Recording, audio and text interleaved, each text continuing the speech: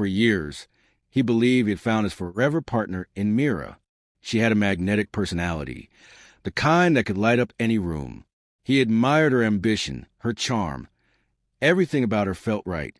They had spent 4 years together, planning a future, saving for a home. He had worked tirelessly, setting aside nearly $35,000 for their dream house, trusting that Mira shared his vision. Gradually, things began to shift. She started asking for small favors, covering a bit more of the rent because work was stressful, paying off a credit card bill, helping with a business investment. At first, he didn't question it. She had always been independent, and he saw no harm in supporting her when she needed it. But the requests kept coming, growing in size and frequency. Mira had a colleague, Jonas, someone she spoke about often. At first, he thought nothing of it. But then there were the late-night messages, the inside jokes, the way her face would light up when Jonas' name appeared on her screen. The night everything changed, she had left her phone unattended while she showered. A single message from Jonas stood out. Just a few more weeks, babe. Can't wait for our trip. He's never going to know. His heart pounded as he logged into their joint savings account. The screen showed nothing but a zero balance. Every dollar he had saved for their future was gone. That night, when he confronted her, she didn't bother denying it. With a shrug, she dismissed it as just money. She and Jonas were going on a trip together. They deserved it, she said. When he could barely find the words to respond, she laughed. You're too nice to leave me. You always forgive me. But this time was different. He didn't yell, didn't argue. He simply nodded. That calm reaction threw her off more than any outburst would have.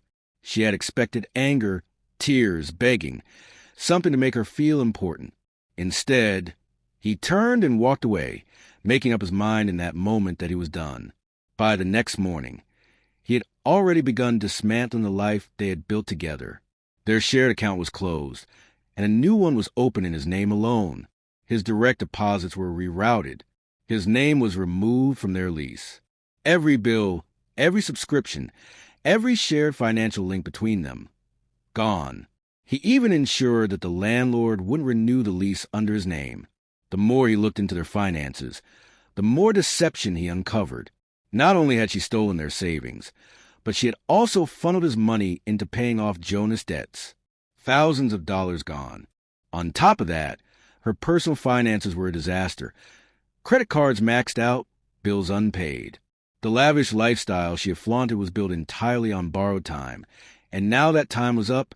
The morning of her trip, she kissed him goodbye, promising to text when she landed. He smiled and nodded, playing his role one last time. As soon as she left, he packed his belongings. He wasn't just leaving the apartment.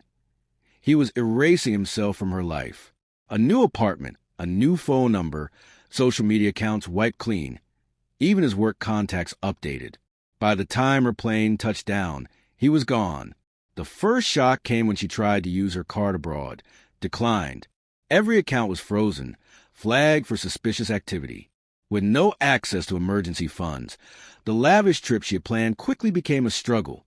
By the time she returned, exhaustion and frustration weighing on her, the nightmare was only beginning.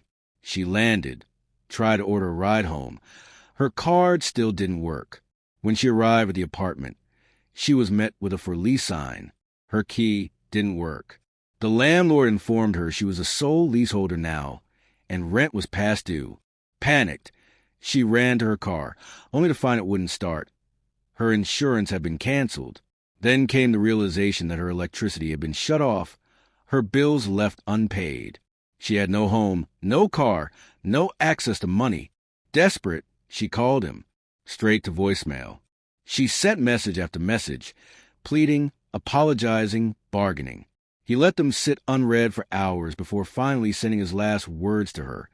Remember when you said I was too nice to leave? You were half right. I did leave. You just never saw it coming. Then he blocked her for good. With nowhere else to turn, she reached out to her friends. Most wanted nothing to do with her once they learned what she had done. Even Jonas refused to help. The moment she returned, his guilty conscience kicked in. He had a wife he wasn't willing to leave. He cut all ties, leaving her truly alone. Weeks later, A mutual friend mentioned running into her. She was sleeping on a cousin's couch, barely getting by. Her career had crumbled. Her debts had caught up to her, and no one wanted to clean up the mess she had made. She never thought you'd actually leave, the friend admitted with a laugh. He only smiled. People always assume that nice means weak. But when a good man finally walks away, he never looks back.